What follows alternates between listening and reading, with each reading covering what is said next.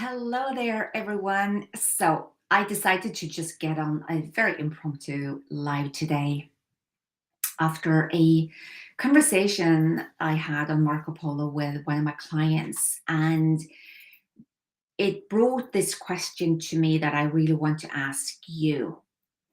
Are you reducing your dreams, your vision, or your goals to fit your doubts? Are you reducing your goals, your visions, your dreams to fit with your doubts? And I just want to create a bit of clarity here. When I use the word goals, I am talking about the audacious goals. It's like when Bob Proctor is talking about goals, he says, if you know how to achieve your goals, if you've set the goal because you know how, that is not the goal we're talking about. Because if you know how to do something and you're not there yet, you want to ask yourself, why am I not there yet? Because I already know how to do it. So the goals we're talking about here is the goals that when I'm working with my clients, we are setting these big, audacious goals. We're stepping into the vision. We are looking at our dreams as something that is part of our reality. So now again, back to the questions. Are you reducing your dream, goal, or vision to fit in with your doubts? One thing that I learned from Price Pritchett and his book U Squared, which is really cool, it's only 48 pages actually, but this is a very powerful statement. If you want to doubt something, doubt your doubts. And this is also where we want to check in. And I invite you to think about what kind of vision, what dream, what big goal do you have in your life, whether that is private or for your business, that you don't know how to achieve it, but it's there. Maybe you haven't named it, maybe you haven't spoken about it, but you're secretly walking around with this dream of yours. And the reason why you're not really talking about it is, but I don't know how to achieve it. That's what we want to bring up. First of all, bring the dream into your own reality. Put it down in writing. What is it that you really want, your life, in your business, whatever, but you don't know how to do it? That's what this is all about. Now, secondly, one of the risky areas is that when we are starting to doubt, it often starts with we have a certain attachment to maybe a goal and it doesn't happen as fast as we maybe wanted, or somebody else is coming in and saying, you will never make that. That's too big. That's just a dream. And now you start doubting it and now you start reducing it. So this is the conversation I had with, so one of my clients having a very important goal, a goal that means something to all of us, to you, to me. Her goal impact a lot of people. So when she allowed her doubts to get in her way and she starts to reduce the goal, it actually have an impact on everything around, because it also impacts us when somebody is stepping away from brilliant ideas. Think about everything we have in life, the iPhones, the phones, all the things we have. It all started with a dream. Thank goodness they didn't doubt it. They didn't doubt the dream. They went ahead. They didn't know how, but they showed up. So I'm curious if, and please go ahead and just put it in the chat. Are you doubting your dreams? If we think about what doubt feels like and looks like, if you start to doubt something, what is it that your inner voice is telling you? We call it the gremlin, we call it the inner critic, we also call it the judge. You can call it a lot of things. But what is it that the voice is telling you about your goal or your vision or your dream? It can be something like, you're not you don't know how to do it, you need to reduce it. You're not good enough for this goal. You're not good enough to, you will never write that book. You will never get yourself into the seat and doing it. You will never be able to connect with the people in that league that you need to in order to take this dream off the table. You don't have the money. You will never have the money. So now if you start listen to the voice and you start doubting yourself, now that impacts how you feel. And this is the thing. Check in with yourself. If you have a lot of doubt, if you're doubting something, how do you feel? What do you feel in your body? Do you feel a bit like a kind of a heaviness, contraction? It's not very exciting, right? So the biggest enemy we have of achieving or creating or receiving our vision is doubt and the feeling that goes with it. Because when we are starting to contract and become smaller, we play mediocre. We don't show up in the fullest capacities of who we really are. Now, the opposite is, think about back to the day when you maybe put this vision down on a piece of paper. Think about when you were inspired to say, this is what I really want. How did you feel in your body? I bet that you felt inspired, excited, or you could even say it's just a must. It's like, I have this idea, it's time, it just have to go out there. So you have a lot of power. So you see, the key here, if you're looking to really achieve your goals, vision, dreams, is to check in with, how are you feeling, and are you taking inspired action based on feeling good?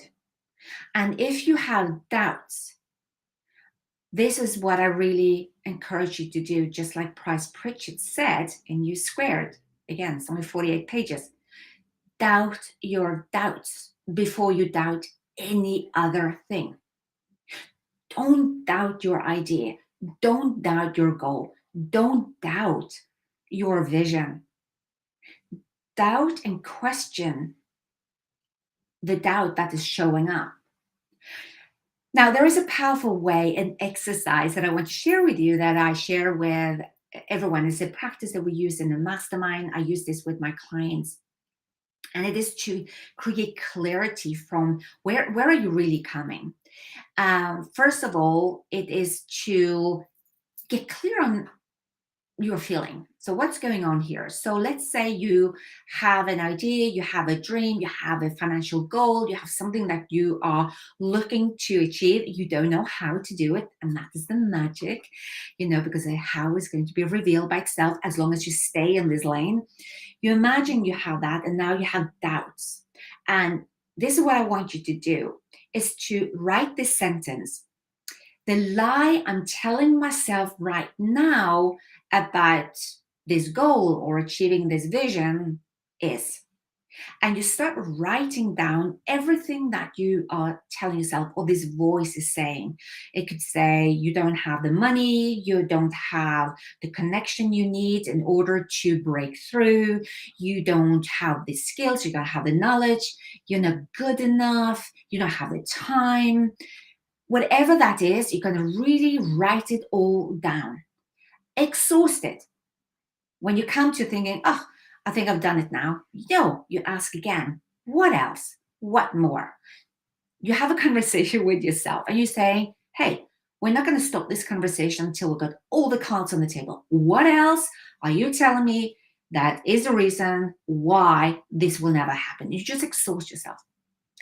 Now, you take a moment, you look back at everything that you have been writing. And I want to just highlight something. When we say, the lie I'm telling myself right now is, The acronym or the abbreviation, I'm not sure what the English word is, comes from something that Jim Quick, who is a famous brain coach, said. A lie is a limiting idea entertain. So think about that. You're entertaining this idea that I'm not good enough. You're entertaining this idea that I don't have the money. You're entertaining the idea that there isn't resources. And we want to prove that wrong, right? We want to really prove that wrong. So when you've done that, you're looking at all these limiting ideas that you're entertaining through reading through it. Now it's time to step in and you tell yourself, the truth is, and you look at all the lies that you have been listing out, and you're telling yourself, the truth is that I can get access to the funding that I want when I start speaking up about my idea. The truth is that there is enough money going around in this world. It's just up to me to find the right angle to it. It's to lean into the fact that there is an abundance of resources and there is no scarcity into it. It's to say the truth is that I have been faced really challenging situations before, and I have proven to survive and land on my feet and create something out of it. You want to show the truth. The truth is that I am good enough. I'm putting my mind to something, I do it. We want to look at the truth. Does it make sense? Any question, just pop it in the chat. Also, if any of these kind of things resonate with you, or you're really curious about how to level up and how to really bring your idea into fruition, just DM me and we can have a conversation about ways in which I can support you and help you. But now you have two lists, the lies, the limiting ideas you're entertaining that is giving you a feeling of heaviness. And then you're moving it over to talk about the truth. The truth is, and what you're going to experience is that when you talk about that truth, is that you're feeling different. You're feeling lighter when you are saying it. But hang on a minute, the truth is. And this is the secret in also achieving and reaching dreams and desires is we want to be in a level where we feel excited about it, right? So now when you think about that, now, the third beautiful thing is this. You're going to create a statement for yourself, which is, we call it manifestation, but it's starting with a question because the body is designed in a way where it's eagerly looking for answers, right? So if you say, why do I never achieve my goals? Why do I never achieve my blah, blah, blah? Your body is going to say, oh, here you go. This is the proof. Blah, blah, blah. We want to do the same to create excitement and to start attracting things more into your life. And that is by asking, why is it that I feel so happy and excited now that I have, and you name whatever idea, dream, vision you have, has been fulfilled or it's already there, right? So for me, I want to share with you one of the big things I had was when I was working to find money and medicine to Kushal, this little boy in India, and I had no clue how to do it. I just knew that I want it, it's going to happen, and I'm going to leave the how to be revealed. And what I said was, why is it now that I'm so happy, excited, and joyful now that Kushal has received his medicine and all funding has been done? That was the way I said to myself every morning, why is it now that I'm so happy, excited, and joyful and grateful now that Kushal has received his medicine and all the funding has been kind of taken care of? That makes something in our body. So again, go back to the question.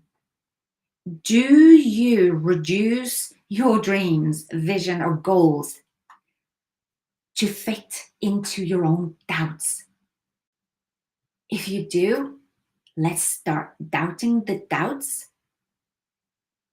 Let's release the lies you believe, the limiting ideas that you're entertaining. Put it down on a piece of paper, look at it, and step into and ask and tell yourself the truth is. And you look at each of these points and you give it the opposite.